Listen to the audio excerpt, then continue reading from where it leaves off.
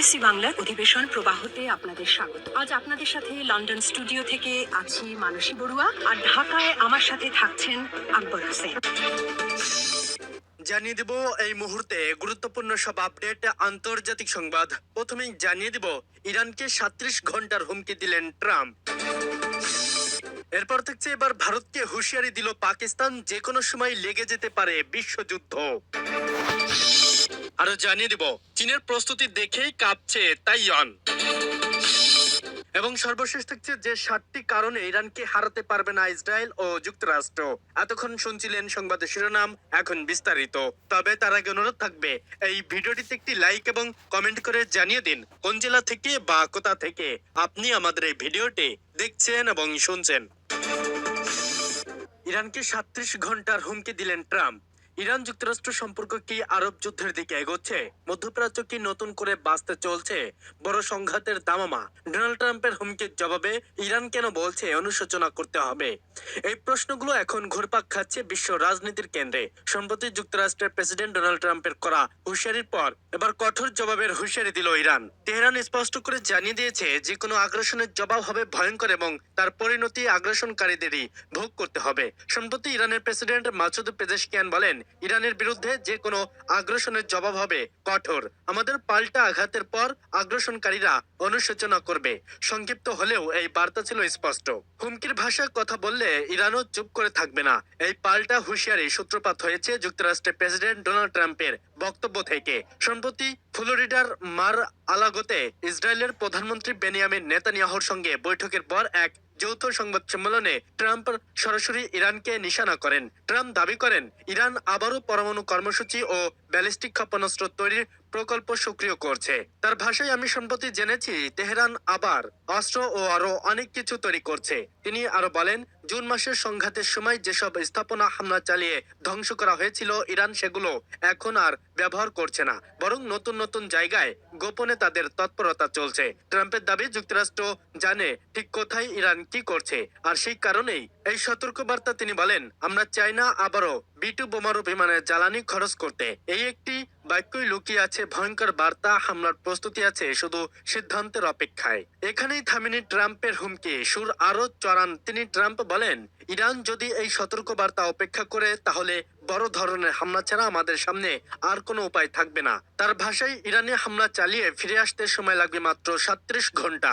এই মন্তব্য মধ্যপ্রাচ্যে নতুন এক আতঙ্ক ছড়িয়েছে। পেছনের প্রেক্ষাপটও কম গুরুত্বপূর্ণ নয়। গত বছর জুন মাসে ইসরায়েল অভিযোগ তোলে, ইরান পরমাণু অস্ত্র তৈরির খুব কাছাকাছি পৌঁছে গেছে। সেই অভিযোগ ভিত্তিতে ইরানের বিমান অভিযান চালায় ইসরায়েল। এক সপ্তাহ পর সেই অভিযানে যোগ দেয় যুক্তরাষ্ট্র।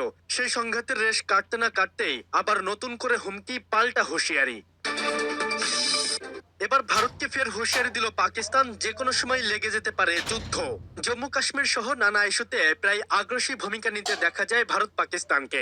দুই দেশের এই বৈরিতা গোটা বিশ্বেও বেশ আলোচিত। জাতিসংঘের মধ্যস্থতায় একাধিকবার তাদের সমঝোতার পথ দেখানো হলেও স্বার্থের জায়গায় চুল পরিমাণ ছাড় দিতে নারাজ পারমাণবিক শক্তিধর এই দুই দেশ। এবারও তার ব্যতিক্রম হয়নি। পাকিস্তানের হুঁশিয়ারির পর পাল্টা জবাব দিয়েছে ভারতও। শেখ হাসিনা সরকার পতনের পর থেকে বাংলাদেশ ইস্যুতে নানামুখী চাপে রয়েছে মোদী সরকার। কূটনৈতিক চাপের পাশাপাশি মণিপুরের ঘটনা সহ ভারতের অভ্যন্তরে চলছে নানা সংকটের মধ্যে এবার ভারতকে কঠোর হুঁশিয়ারি দিয়েছে পাকিস্তানও। মূলত জাতিসংঘের ৭৯তম সাধারণ অধিবেশন গত শুক্রবার ভারতকে কঠোর হুঁশিয়ারি করে পাকিস্তানের প্রধানমন্ত্রী শাহবাজ শরীফ বলেছেন, যে কোনো আগ্রাসনের উপযুক্ত জবাব দিতে তারা প্রস্তুত রয়েছে। তাদের সেই সক্ষমতা নাকি রয়েছে। Mister president, let me state Pakistan will respond most decisively to Indian aggression. Shahbaz Sharif দাবি করেন, ভারত শান্তির পথে পরিত্যাগ করছে, সেই পথে তারা হাঁটতে চায় না। তারা জম্মু কাশ্মীর নিয়ে নিরাপত্তা পরিষদের প্রস্তাব বাস্তবায়নের প্রতিশ্রুতি থেকে সরে এসেছে। Pakistan for mutually strategic leadership of through line of control and take over Azad Kashmir India commitment implement security council resolution on Jammu and Kashmir. Shahbaz Sharif আরো বলেন, কাশ্মীরি জনগণ মিথ্যা ভারতীয় পরিচয় প্রত্যাখ্যান প্রত্যাখ্যানে দৃঢ় প্রতিজ্ঞা। ভারত তাদের ওপর প্রতি মুহূর্তে অত্যাচার চালাচ্ছে। সেনা সংখ্যা বাড়িয়ে চলছে ভারত প্রায় আজাদ কাশ্মীরের সীমানা লঙ্ঘন করে। কাশ্মীরি পিপুল আর rejection of false Indian identity আর commitment India policy of brutal and operation in occupied Kashmir. পাকিস্তানের প্রধানমন্ত্রী যখন ভারতে হুঁশিয়ারি দিলেন, এই মুহূর্তে জম্মু কাশ্মীর বিধানসভা নির্বাচন পর্ব চলছে।